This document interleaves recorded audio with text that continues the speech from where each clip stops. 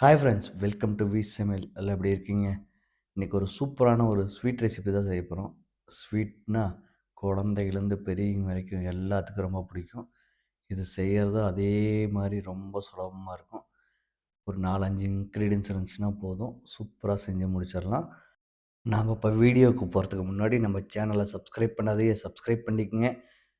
Video பிடிச்சிருந்துச்சுன்னா comment பண்ணுங்கள், like பண்ணுங்கள், உங்கள் ஃப்ரெண்ட்ஸுக்கு ஃபேமிலிக்கு ஷேர் பண்ணுங்கள். வாங்க வீடியோக்குள்ளே போகலாம்.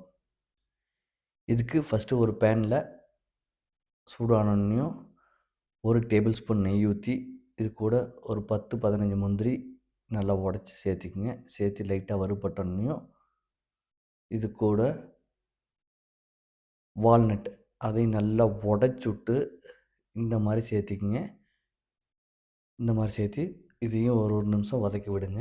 ஏன்னா முந்திரியும் நம்மளுக்கு கலர் மாறணும். இப்போ வந்து திராட்சை, உலர் திராட்சை நான் 2மே கருப்பு, பச்சை 2 திராட்சையுமே போட்டிருக்கேன். நல்லா புஸ்ஸுன்னு வர வரையும் நல்லா வறுத்து விடுங்க. வறுத்து விட்ட பின்னாடி ஒரு பெரிய பேன் வச்சு, அதில் வந்து 3 டேபிள் ஸ்பூன் நெய் ஊற்றிக்குங்க. நெய் ஊற்றி நல்லா நெய் உருகட்டும்.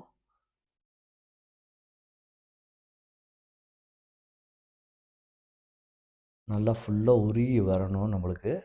அந்த அளவுக்கு இப்போ எண்ணெய் பதத்துக்கு வரணும். அதுக்குன்னு கொதிக்கக்கூடாது. இந்த மாதிரி உருகுனா போதும். இது கூட 1 கப் கடல மாவு.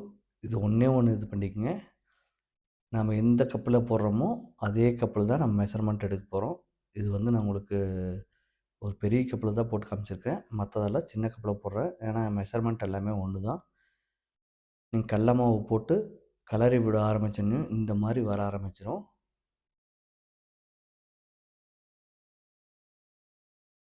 இந்த மாரி வர ஆரம்பிச்சோனையும், இது கூட நீங்க எந்த கப்பில கடல மாவு எடுத்தீங்களோ, அந்த கப்பில வந்து 3/4 கப்பு சர்க்கரைய போட்டு அரைச்சு எடுத்துக்கணும். Powder sugar. அது கூட ஒரு ஏலக்காயும் போட்டு இது பண்ணிக்கங்க. இத போட்டோனே இந்த மாரி வர ஆரம்பிக்கும். அதுக்கு முன்னாடி தண்ணி சேர்த்த வேண்டாம். இப்ப வந்து நம்ம தண்ணி சேர்த்திக்கலாம். நல்லா பொடியா வந்த பின்னாடி தண்ணி சேர்த்திக்கலாம். ஏன்னா, அப்பதான் அந்த பச்சை வாசனை போகும். தண்ணி கொஞ்சமா ஊத்துனதையும் உங்களுக்கு இந்த மாரி அல்வா பதத்துக்கு வரும். நல்லா கிண்டி விட்டுட்டே இருங்க. அப்பதான் வந்து அது டேஸ்ட்டா இருக்கும். இது கூட குங்குமப்பூ. நான் ஒரு 10 லீஃப் எடுத்து ஒரு 5 நிமிஷத்துக்கு முன்னாடியே சுடு தண்ணீல போட்டு ஊற வச்சுட்டேன். ஏன்னா, அது கலருக்கு. அப்புறம் இந்த குங்குமப்பூ போட்டீங்கன்னா, மனம் செமையா இருக்கும்.